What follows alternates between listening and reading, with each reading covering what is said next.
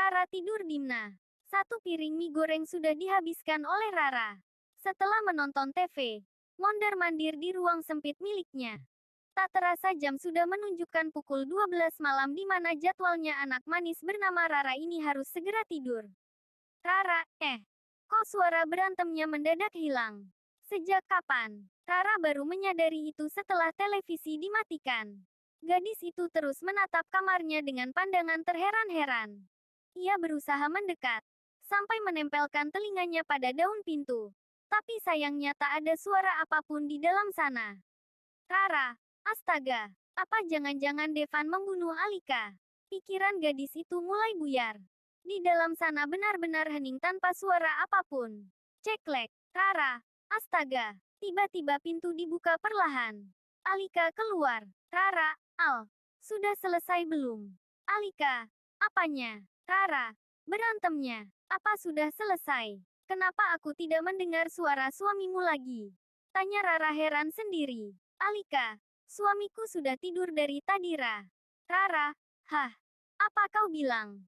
Rara mendelik murka. Lalu aku tidur di mana kalau dia tidur di kamarku? Alika, maaf aku juga sudah menyuruhnya kembali pulang ke hotel saja. Tapi dia tetap bersikeras ingin di sini. Rara, ya Tuhan, kalian benar-benar kejam padaku. Alika, maaf aku juga tidak mau berada dalam keadaan seperti ini. Tapi mau bagaimana lagi? Alika hanya mampu menatap sahabatnya dengan wajah tidak enak. Rara, maaf. Tapi aku tidur di mana Alika? Sontak Alika melirik segulung tikar yang tersandar di pojok ruangan. Alika, bagaimana jika kau tidur dengan tikar itu? Hanya semalam nanti kubawakan bantal dan selimut dari dalam. Rara, ya Tuhan, ini rumahku tapi kenapa jadi aku yang seperti pengemis? Rara menjadi kesal dan gemas. Alika, maaf sekali lagi aku minta maaf. Merasa tak enak hati, Alika tak kunjung masuk ke dalam kamar. Ia menemani Rara tidur di depan televisi sambil duduk menyandar pada sebuah tembok. Rara, kau tidak masuk kamar? Tanya Rara yang sudah bersembunyi di bawah selimut sambil mengotak-atik remote TV. Alika, nanti. Aku mau menemanimu dulu. Rara, halah. Lebih baik kau temani suamimu saja. Aku tahu kau ingin bersamanya, kan? Sontak pipi Alika bersemu malu. Alika, dari mana kau tahu? Rara, tentu saja aku tahu. Melihatmu yang senang sekaligus marah pada Devan saat dia datang. Aku langsung berpikir bahwa seluruh wanita di dunia memang terlahir munafik sejak bayi. Alika, gimana? Rara mengembuskan napasnya ke udara. Rara, jelas-jelas kau sangat merindukan suamimu. Tapi kau terus mengusirnya seperti orang kesetanan. Sebenarnya jika kau tidak seperti itu, aku tidak akan menyuruhmu berdamai dengan Devan. Yang tadi kulakukan adalah membantumu. Alika, tapi aku itu wanita Aku tidak mau terlihat seperti orang pemaaf. Nanti aku dikira cewek gampangan oleh Devan. Rara, tapi nyatanya kau memaafkan dia. Cuy, dasar buciners. Alika, kalau dia tidak jauh-jauh mencariku sampai ke sini aku juga tidak mungkin memaafkannya dengan mudah. Jujur aku terharu sekali saat melihat kedatangannya. Itu artinya dia masih ingat padaku, kan? Maka dari itu lubuh hatiku memaafkan dia. Rara, sudahlah. Malas aku mendengar ocehan si bucin. Lebih baik kau masuk kamar sana. Peluk suamimu sampai pagi. Alika, nanti dulu. Aku ingin menemanimu di sini dulu. Kata Alika sedikit terkekeh. Rara, menemaniku di sini juga tak akan membuatku jadi tidur di kasur. Sebaiknya kau masuk saja karena aku akan tetap tidur di tikar dingin dengan satu bantal. Gerutu Rara malas. Alika, kau ini ya sudah aku masuk dulu. Selamat tidur Semoga malam ini kau bisa mimpi indah. Rara, jika kalian angkat kaki dari rumahku, baru aku bisa mimpi indah.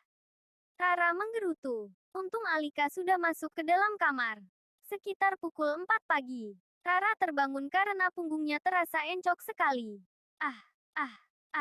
Rara, sialan. Apa mereka benar-benar melakukannya di kamarku? Rara bangun mendudukkan diri. Semakin didengar suara menjijikan itu semakin terasa nyata sekali. Rara, ya Tuhan, mereka ini sungguh tidak tahu diri. Beraninya melakukan adegan icikiwir di kamar seorang perawan sepertiku. Rara menutup telinganya rapat-rapat agar tidak mendengar suara mengganggu tersebut. Namun baru beberapa saat kemudian, ia buka lagi karena rasa penasaran yang menggerayangi diri. Rara, kenapa Alika menjerit sampai seperti itu? Apakah dia sedang kesakitan? Jiwa polosnya mulai berkeliaran membayangkan yang tidak-tidak. Alika terbangun saat sesuatu yang hangat menyentuh permukaan pipinya. Pelan tapi pasti. Dia membuka mata dan mendapati Devan tengah terjaga sambil menatapinya. Alika, kakau. Wanita itu tergagap dan langsung menyentak lengan Devan cukup kasar. Alika, kau kenapa sudah bangun?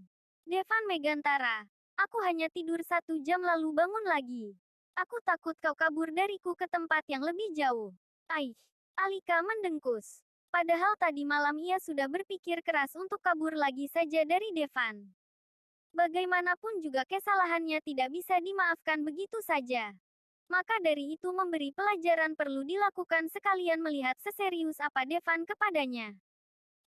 Panggil pria itu. Kau boleh menghukumku dengan apa saja asal kau jangan pergi dariku. Alika terdiam. Nampaknya ia tengah berpikir. Alika, aku sudah memaafkanmu, Devan. Tapi hatiku masih belum sembuh. Butuh waktu yang tidak mungkin bisa aku tentukan untuk membuat hatiku pulih dan bisa kembali percaya padamu. Baiklah, aku tahu betul bagaimana perasaanmu.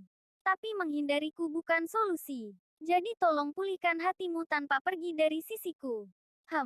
Tapi dengan satu syarat. Apa? Apapun syaratnya aku akan berusaha memenuhi jika itu masuk akal. Kata Devan mantap. Alika, aku mau. Mulai detik ini kau harus belajar mengabaikan Nasya. Apa kau bisa melakukan itu? Kontan Devan menggeleng, membuat Alika terkejut seperti dihantam meteor yang sangat panas. Alika, kenapa? Alika masih bisa bertanya, padahal hatinya sudah teramat sakit. Begitu, Devan Megantara, karena permintaanmu tidak masuk akal. Alika, jadi menurutmu yang seperti itu tidak masuk akal? Ada raut keterkejutan di wajah Alika. Antara heran dan sakit mendengar pendapat Devan. Tidak, kata pria itu lantang. Jadi kau akan terus perhatian kepadanya. Kalau begitu aku lebih baik pergi saja. Langsung emosi. Devan Megantara. Bukan seperti itu Ai. Selagi aku bisa aku akan terus mengabaikannya. Tapi di saat-saat gawat seperti tadi aku tidak bisa. Maaf. Bukannya aku egois. Tapi aku tidak berani menjanjikan sesuatu yang mustahil. Aku tidak mau memberimu janji palsu. Alika memilih diam. Berusaha mencerna ucapan Devan untuk diolah menjadi sesuatu yang positif. Devan Megantara, aku tahu persis seperti apa watak Nasya. Mengabaikannya hanya akan menambah manusia itu makin gigih mengejar tujuannya. Alika, lalu aku harus bagaimana? Apa kau pikir aku kuat menghadapi semua tekanan ini? Devan Megantara, kuncinya ada di kamu Al. Menurut apa yang aku lihat, Nasya sedang berusaha menyerang mentalmu. Jika kau terlihat lemah seperti ini maka ia akan terus maju untuk mengalahkanmu. Memang kau mau seperti itu? Alika menggeleng. Alika, apa aku harus pura-pura kuat? Coba katakan aku harus bagaimana Devan? Ketus Alika pasrah. Devan Megantara, tetaplah berada di dekatku. Tunjukkan cintamu yang kuat sampai Nasya mundur dengan sendirinya. Kau harus bisa percaya padaku dibandingkan dia. Kau harus yakin bahwa aku benar-benar mencintaimu. Terus tunjukkan bahwa cinta kita sekuat baja sampai tak ada celah untuk dia masuk. Apa kau paham? Pelan tapi pasti. Alika terus berusaha mencerna apa yang Devan jelaskan kepadanya. Menurut Alika hal itu cukup masuk akal. Apalagi Nasya tipe gadis licik. Terbukti saat ia nekat menyayat tangannya sendiri untuk mendapat perhatian dari Devan. Alika, jadi menurutmu kita harus buktikan cinta kita sekuat baja agar Nasya paham akan posisinya sekarang. Karena Nasya terlihat yakin sekali bisa mengalahkanmu. Maka dari itu kau juga harus yakin bahwa kau tidak bisa dikalahkan oleh orang sepertinya. Alika, kenapa kau bisa berpikir seperti itu? Tanya Alika pada akhirnya. Devan Megantara, Tentu saja karena aku sudah paham dengan watak anak itu. Alika. Sekeras apapun aku berkata tidak mencintainya lagi. Itu tidak akan berarti jika aku tidak mendapat timbal balik darimu. Aku dan kau harus menjadi kita agar dia paham bahwa kita saling mencintai.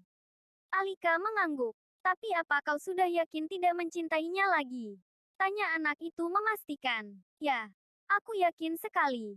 Jauh sebelum aku mengatakan ini aku sudah memikirkannya. Hanya saja apa? Sejenak Devan tertegun. Devan Megantara. Hanya saja aku belum bisa benar-benar berhenti peduli kepadanya. Selalu ada perasaan aneh seperti tadi. Contohnya aku menjadi sangat panik melihat Nasya terluka. Devan Megantara, apa kau marah? Devan menatap Alika dengan wajah sedikit merasa bersalah. Devan Megantara, maafkan aku, Al. Aku hanya ingin memberitahu apa yang aku rasakan. Aku tidak mau ada kebohongan dalam diri. Jadi aku memilih berkata jujur meski aku tahu itu menyakitimu. Hal itu membuat Alika tersenyum simpul. Alika, tidak apa. Peduli dalam keadaan genting itu wajar. Aku juga akan melakukan hal yang sama jika berada dalam posisimu. Terima kasih sudah mau mengerti. Al. Alika, ya. Lalu bagaimana dengan keadaannya sekarang? Alika sengaja menanyakan itu untuk melatih hatinya supaya kuat. Devan Megantara, kata dokter sudah cukup membaik. Besok mungkin aku akan memberitahu Morgan kalau adiknya dirawat. Jadi aku tidak perlu merasa bersalah lagi jika terjadi sesuatu dengannya. Baiklah. Kalau begitu besok antar aku ke sana. Aku ingin menjenguk Nasya sekalian memberitahu padanya bahwa kau adalah milikku. Alika mulai membayangkan pertunjukannya besok pagi. Benarkah? Bola mata Devan berbinar senang. Ya, kurasa kita harus segera memulai. Ucap Alika mantap. Devan yang girang sontak memeluk Alika. Mencium bibirnya dengan lembut. Yang langsung disambut baik oleh gadis itu. Alika mengangguk karena ia juga merasakan hal yang sama. Mereka berdua benar-benar lupa kalau sedang ada di apartemen Rara si perawan jomblo. Devan Megantara. Baiklah. Tanpa basa-basi Devan langsung melancarkan aksinya. Detik kemudian hanya ada kata "ah" yang menggema kemana-mana.